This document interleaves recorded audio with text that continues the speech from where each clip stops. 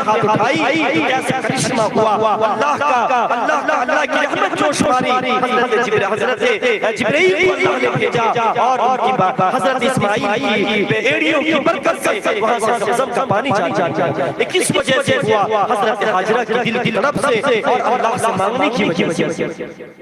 ہمیں چاہیے میری ماں بہنیں ہم مانگنے والی بنے، اللہ سے لینے والی بنے، تو اللہ ہمارے مسئلے کو حل کر دے۔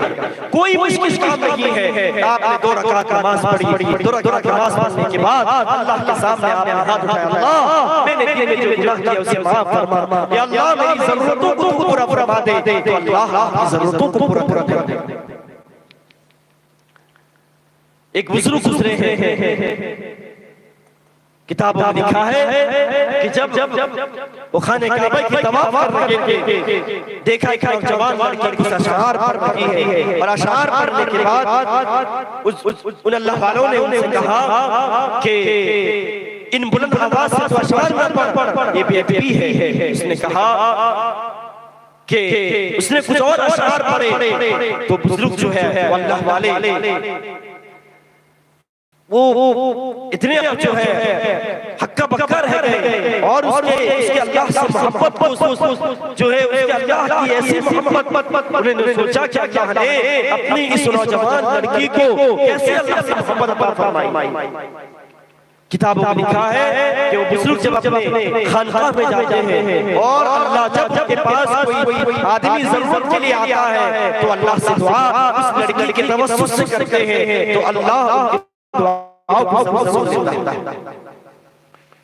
تو میری ماں بہنیں 3 نصیحتیں ہیں کہ سب سے پہلی نصیحت کہ امسک علیک لسانک کہ اپنی زبان پر کنٹرول کر، اور دوسری نصیحت وابکی علی کہ گناہوں پر جو ہے اپنے گناہوں پر جو ہے معافی مانگنا ہے، اللہ ہمارے گناہوں کو معاف کر دے گا۔ اور وَلْيَسْعَ بَيْتُكَ بے جا اور اپنے گھر سے باہر نہ نکلنا۔ یہ 3 نصیحتیں ہیں، بڑی اہم بڑی امپورٹنٹ نصیحتیں ہیں۔ یہ نبوی نصیحت ہے، ہم چاہتے ہیں، آپ چاہتے ہیں، میں چاہتا ہوں، اور ہم سب چاہتے ہیں کہ ہمارا گھر جنت والا کیسے بن جائے۔ میری ماں بہنیں ہمارا گھر جنت والا ایسے نہیں بنے گا کہ ہم نے اچھا بیڈ لگا دیا، ہم نے اچھا چادر لگا دیا، ہم نے اچھی چیزیں لگا دی۔ ہمارا گھر جنت والا بنے گا کہ نبوی تعلیم سے بنے گا، زبان کو کنٹرول کرنے سے بنے گا، اخلاق نبویہ کو اپنے گھروں میں لانا پڑے گا، تب جا کر ہمارا گھر جنت والا بنے گا۔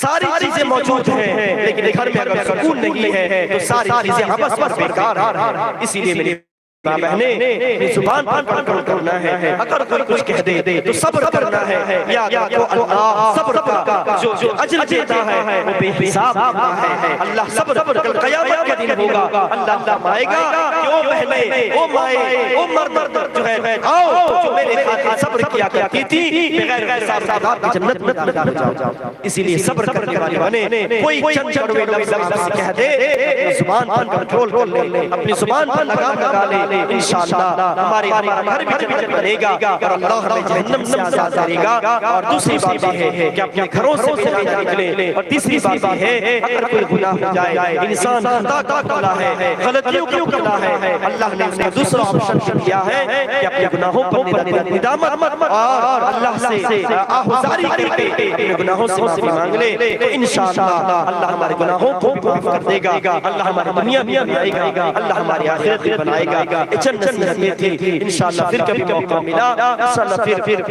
انشاءاللہ آپ کے سامنے اللہ کے رسول صلی اللہ علیہ وسلم کی باتیں رکھوں گا۔ اللہ رب العزت میں نے جتنی بھی باتیں کہی ہیں مجھے بھی اور آپ کو بھی، تمام سننے والوں کو بھی جو لائف کے ذریعے ہمارے عزیز بھائی متی اللہ صاحب الحمدللہ یہ بھی ایک بڑا دین کا کام کر رہے ہیں کہ لائف کے ذریعے بہت ساری بہنیں بھی اللہ رسول کی باتوں کو سنتے ہیں۔ آج لوگ کہتے ہیں کہ موبائل فتنہ ہے، ضرور ہے، لیکن اگر اسی موبائل کو ہم دین کے کاموں کے لیے صرف کریں گے، اللہ رسول کی باتوں کے لیے صرف کریں گے، تو یہی ہمارے لیے جو ہے نجات کا ذریعہ بنے گا اور دین پھیلانے کا ذریعہ بنے گا۔ کیونکہ یہ چیزیں اگر ہم اسی موبائل میں علماء کرام کی، اللہ والوں کی باتوں کو سنیں گے تو اللہ ہمیں ثواب بھی عطا کرے گا اور ہمارا دین پر چلنا بھی ہمارے لیے آسان ہوگا۔ اللہ مجھے اور آپ کو بھی کہنے سننے سے زیادہ عمل کرنے کی توفیق عطا فرمائے۔ وآخر دعوانا الحمدللہ رب العالمین۔